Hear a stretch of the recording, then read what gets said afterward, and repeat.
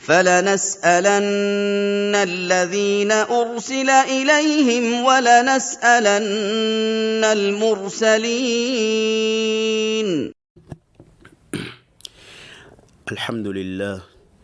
الحمد لله رب العالمين الرحمن الرحيم مالك يوم الدين والصلاة والسلام الأتمان على سيد ولد آدم محمد بن عبد الله وعلى آله وصحبه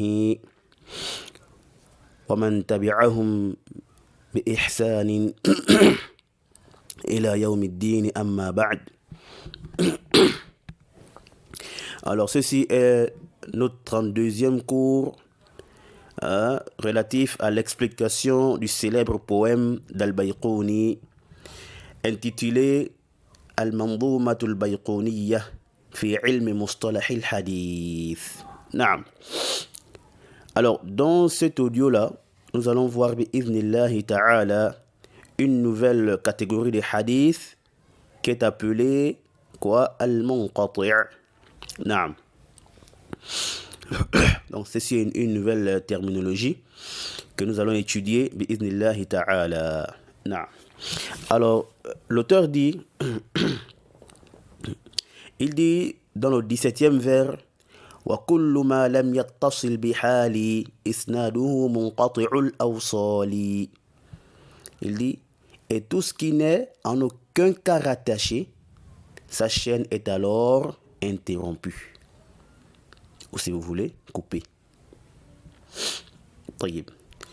Alors d'abord le munqati' linguistiquement, ça vient de al-inqita' qui veut dire la coupure, hein, la rupture de quelque chose. C'est donc le contraire d'al-ittisal, le rattachement. Yani le munqati' et le muttasil ou le mawsoul, hein, sont deux mots opposés qui ne peuvent pas se rencontrer. Soit la chose est rattachée, soit elle est coupée. طيب. Ensuite, al-munqati' chez les gens du hadith, c'est quoi? Bon, ici les gens de hadith ont divergé sur la détermination du munqati'. Certains disent que le munqati' c'est tout hadith qui a une coupure dans sa chaîne de transmission, peu importe l'endroit dans lequel se situe la coupure. Yani au début, au milieu ou à la fin. Hein? Que la coupure soit au début de la chaîne ou à son milieu ou à sa fin. Que la coupure soit aussi successive ou non. Yani qu'il y ait coupure entre deux narrateurs de manière successive ou non. Voyez-vous. Donc cette définition du munqati' elle est vaste. Elle renferme le mu'allaq, le mu'dal, le mursal et toute forme de coupure. C'est clair? Et ça c'est l'avis de plusieurs muhaddithoun, hein, tels Abu Zur'a, Abu Hatim ad-Daraqutni, Ibn Abd al-Barr, voyez-vous, et bien d'autres. Naam. Et Ibn Salah, il a dit que cet avis-là, hein, que l'avis-là est le plus proche de la vérité. Vous voyez? Donc Ibn Salah, il a opté pour cet avis. Voyez-vous? C'est aussi l'avis qu'a adopté l'auteur ici, Al-Bayquni. Car il a dit quoi? Il a défini en disant quoi? En disant que tout ce qui n'est en aucun cas rattaché, sa chaîne est alors interrompue. Vous voyez? Donc, wa kullu ma lam yattasil bihali. Kullu, donc tout hadith qui n'est pas rattaché.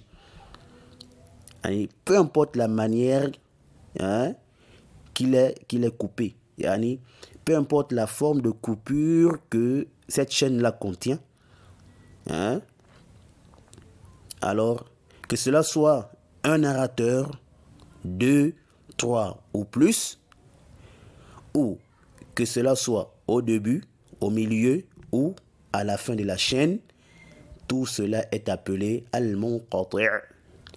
Dès qu'il y a coupure seulement, on dit quoi? Que le hadith il est munqati'. Peu importe le genre de coupure. Arju an yakuna wadiha. Excusez-moi. طيب. On a un autre groupe, n'est-ce pas, qui voit que al-munqati' c'est quoi? Que al-munqati' c'est le récit qui a une coupure au cours de la chaîne de transmission ou, si vous voulez, au milieu de la chaîne de transmission. Hein? Et que cela ne soit pas de manière consécutive. يعني إيش؟ ما سقط من أثناء السند راو أو أكثر بشرط عدم التوالي. ما سقط من أثناء السند راو واحد أو أكثر بشرط عدم التوالي. Alors lorsqu'il dit ici أثناء السند, au cours ou au milieu de la chaîne, cela exclut quoi? Le mu'allaq. Le mu'allaq qui est situé, n'est-ce pas, au début de la chaîne. Vous voyez? Et cela exclut aussi le mursal qui est à la fin de la chaîne. Vous voyez? Et lorsqu'ils disent bisharti adami tawali, cela exclut le mu'dal, comme on verra juste après ce vers-là, bi'idhnillahi ta'ala, que le mu'dal, c'est le récit dans lequel deux rapporteurs ou plus sont omis de manière consécutive. Voyez-vous? Naam. Le munqati' chez cela donc c'est quoi? C'est tout récit qui a une coupure au milieu de la chaîne. Hein? Il se peut qu'il y ait juste un narrateur omis, ou qu'il y ait deux ou plusieurs narrateurs omis, mais à condition que cela ne soit pas de manière consécutive. Voyez-vous? Donc s'il y a plusieurs narrateurs omis au cours de la chaîne, mais à des endroits différents, alors cela ne cause aucun problème et le récit est toujours considéré quoi? Munqati'a. C'est clair? Donc voyez-vous que cet avis-là est spécifique et restreint par certaines choses. Voyez-vous? Il n'est pas vaste comme le premier. Ceci dans le but de faire quoi? De mieux le distinguer des autres genres de coupures. Non. Car nous sommes en train de parler de quoi? De terminologie de hadith. Voyez-vous? Donc il faut appeler chaque chose, n'est-ce pas, par son nom. Il faut donner à chaque catégorie son nom respectif pour facilement le distinguer des autres. Voyez-vous? Donc ici, là, le munqati' se caractérise par quoi? Par premièrement, la coupure située au milieu de la chaîne de transmission. Wadih. Et cela exclut donc la coupure qui survient au début de la chaîne, appelée quoi? Al-mu'allaq. Et cela exclut aussi quoi? La coupure qui survient, n'est-ce pas, à la fin de la chaîne qui est appelée al-mursal. C'est clair? Deuxièmement, c'est le nombre de rapporteurs omis dans la chaîne de transmission. Ça peut être un seul rapporteur qui est omis, n'est-ce pas, ou au milieu de la chaîne, comme ça peut être aussi 2, 3, 4 ou plusieurs narrateurs qui sont omis. Alors là, une autre condition s'ajoute à cela. Lorsqu'il y a plusieurs narrateurs qui sont omis. C'est quoi? C'est qu'il ne faudrait pas que tout cela soit omis au même endroit, de manière consécutive. Yani, ça doit être quoi? À des endroits différents. Mais autre qu'au début de la chaîne, hein? Yani, le cheikh de l'auteur du livre, par exemple, le cheikh de l'imam al-Bukhari. Voyez-vous, un exemple. Et ça ne doit pas aussi être à la fin. Voyez-vous. Donc ça ne doit pas être quoi? Un compagnon ou celui qui est au-dessus du tabi'i. Voyez-vous.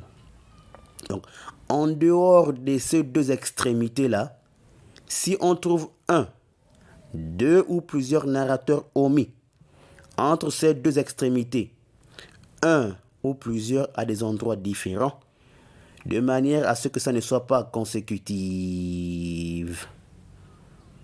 Voyez-vous. Sinon, il sera appelé quoi? Par un autre nom. Hein?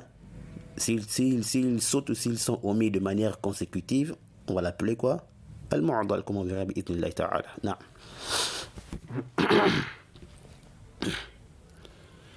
Et ceci est l'avis d'Al-Hafidh ibn Hajar, As-Sakhawi, As-Suyuti, et c'est l'avis de la quasi-totalité de ceux qui sont venus après Ibn Hajar. Et c'est ça là qui est connu de nos jours. C'est avec ça qu'on fonctionne. Voyez-vous? Lorsqu'on parle du munqati', on fait allusion, n'est-ce pas, à ce cas de manière spécifique. C'est quoi la différence entre les deux avis? C'est que le premier avis, il est plus vaste. Il renferme tout genre de coupures. Al-mu'allaq, al-mu'dal, al-mursal. Voyez-vous. Alors que le deuxième avis, il est spécifique et spécial pour un genre précis de coupure, hein, tel qu'on l'a expliqué. Wadih. Alors, on a fini avec la définition du hadith munqati'. On passe au jugement du hadith munqati'. Non. Alors, sachez que le hadith munqati' est un hadith faible. Et ouais. C'est un hadith faible. Et cela pourquoi? Quelle est la cause de sa faiblesse? Cela est dû au fait qu'il ait perdu quoi? Une des conditions du hadith authentique qu'on a vu, qui est quoi? Al-ittisal. Vous voyez? Pour que parmi les conditions du hadith authentique, il faudrait quoi? Que la chaîne de transmission soit quoi? Rattachée. Donc ici, là, il a perdu al-ittisal, le rattachement de la chaîne de transmission. Car lui, il est quoi ici? Il est coupé. C'est le contraire de quoi? De ce qui est rattaché. C'est clair?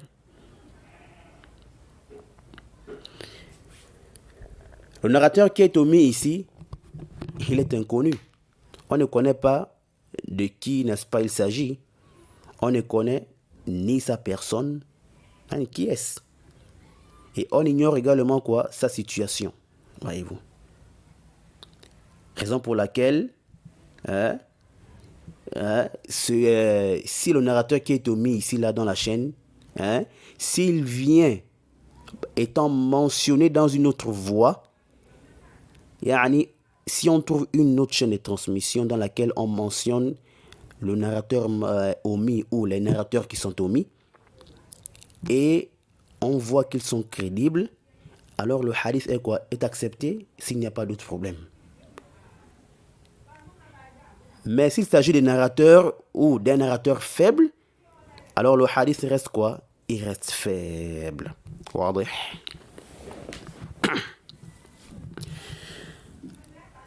طيب.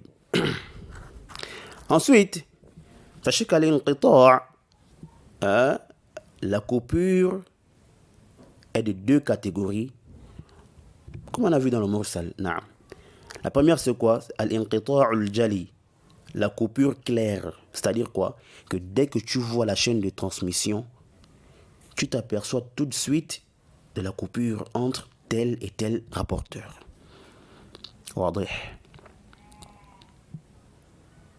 Un exemple. Quand tu vois une chaîne de transmission dans laquelle il est mentionné, d'après Malik, d'après Abdullah ibn Omar, Malik qui rapporte directement de Abdullah ibn Omar, on sait directement que ce n'est pas possible. Et naam. Car l'imam Malik, rahimahullah, il n'a ni rencontré ni entendu d'Ibn Omar. C'est impossible. Donc il y a forcément un intermédiaire entre les deux. Car Ibn Omar radiallahu ta'ala anhuma est décédé en 73 ou 74 de l'Hégire. Et l'imam Malik, il est né quand? En 93 ou en 94 de l'Hégire. Vous voyez? Ibn Omar est mort en 73 ou en 74 de l'Hégire, alors que Malik est né en 93 ou en 94 de l'Hégire. Voyez-vous? Alors, c'est donc impossible que l'imam Malik ait rapporté ou rapporte d'Ibn Omar. Voyez-vous? Il ne l'a pas vu. Il ne l'a pas entendu. Voyez-vous? Car il y a 20 ans ou 21 ans entre le décès d'Ibn Omar et la naissance de l'imam Malik. C'est clair ça? J'espère que c'est clair.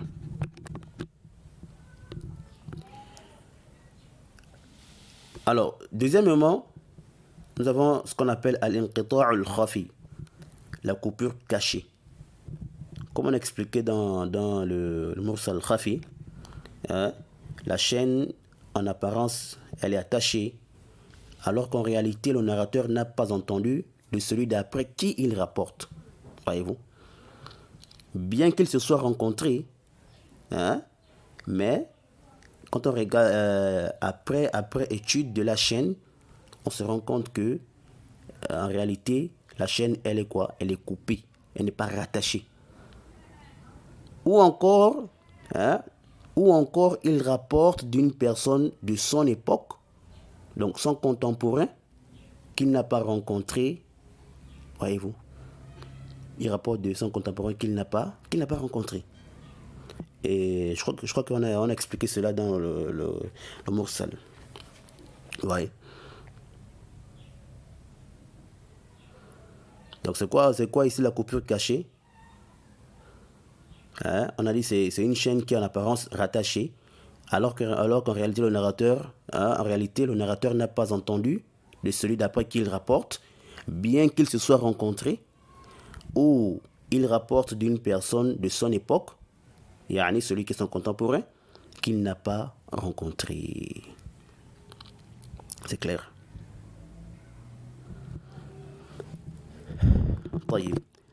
Alors, nous avons plusieurs choses qui nous permettent de savoir qu'il y a coupure entre deux narrateurs, parmi lesquels il y a ce qu'on a déjà vu, le fait qu'il ne soit pas contemporain. Donc le fait qu'il ne soit pas contemporain, ou qu'ils soient des contemporains, mais ils ne se sont pas rencontrés. Voyez-vous? Ou ils se sont rencontrés, mais il n'a rien entendu de lui. Parmi les moyens aussi permettant de connaître la coupure, il y a quoi? Tansisul a'imma. Le fait que les imams, les grands savants du hadith, déclarent, le fait qu'ils déclarent cela. Ici, là, s'ils sont tous unanimes sur cela, fabiha wa ni'mat. Mais s'il y a divergence, certains disent qu'il y a coupure entre lui, il n'a pas entendu de lui, il a entendu de lui, il y a le khilaf, voyez-vous. Ils se sont rencontrés, il n'a pas entendu de lui, ils ne sont pas des contemporains, voyez. Si ici, d'autres affirment et d'autres infirment, qu'est-ce qu'on fait? Alors ici, il va falloir vérifier et travailler, n'est-ce pas, avec les qawa'id pour voir ce qui est plus juste, de faire le tarjih. On peut aussi trouver une parole du narrateur lui-même qui montre clairement qu'il n'a pas entendu de celui d'après qui il rapporte. C'est clair ça? Parmi lesquels ou parmi les indices ou les choses qui nous permettent, n'est-ce pas, de connaître qu'il y a coupure entre deux narrateurs, c'est quoi? le fait de connaître les dates de naissance et de décès des rapporteurs. Voyez-vous? Comme on a vu l'exemple de l'imam Malik et d'Ibn Omar radiyallahu ta'ala anhuma. Voyez? Ça c'est très important. At-tawarikh, c'est très important. Naam, ça aide beaucoup. Naam. Et en dehors de ça, nous avons également d'autres indices qui nous permettent, n'est-ce pas, de connaître la coupure entre deux narrateurs. Ici, là, une petite précision. On a vu que certains muhaddithoun utilisaient le mot al-munqati' ou al-inqita'. Pourquoi? Pour toute chaîne qui renferme une quelconque coupure. Voyez. D'autres aussi utilisaient le irsal pour dire qu'il y a coupure entre tel et tel rapporteur. Pas forcément dans le sens que nous avons défini le irsal, mais pour dire quoi? Qu'il y a coupure. Voyez-vous? Alors pourquoi je ramène ça ici? Simplement pour vous dire encore une fois de plus, car je crois qu'on a parlé de ça plusieurs fois. Donc pour vous dire quoi? Que vous fassiez attention et qu'il ne faut pas se précipiter. Lorsque vous voyez que tel a dit, ceci est un récit munqati'. Faites attention. Il ne faut pas vous précipiter. Lorsqu'on voit que tel a dit que ce récit, ou tel récit est munqati' ou mursal, qu'est-ce qu'il vise par ce terme? Est-ce que c'est la généralité ou la spécificité? Par exemple, tu vois que tel muhaddith a dit que tel hadith est mursal, ou arsalahu fulan, ou fihi irsal. Et pourtant, on voit bien qu'il n'y a pas coupure entre le tabi'i et celui qui est au-dessus de lui, jusqu'au prophète. Voyez-vous. Alors, voilà un aventurier qui vient dire que mais le cheikh s'est trompé ici. Car il n'y a pas d'irsal. Voyez-vous. Il va dire que quoi? Parce qu'il voit ici qu'il n'y a pas de coupure entre le tabi'i et celui qui est au-dessus de lui. Voyez-vous. Il va dire quoi? Mais le cheikh s'est trompé. Ça, c'est une erreur. Voyez-vous.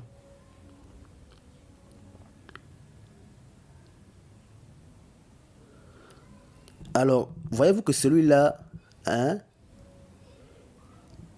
il pense, et on va dire même qu'il est peut-être sûr de lui que le cheikh s'est trompé.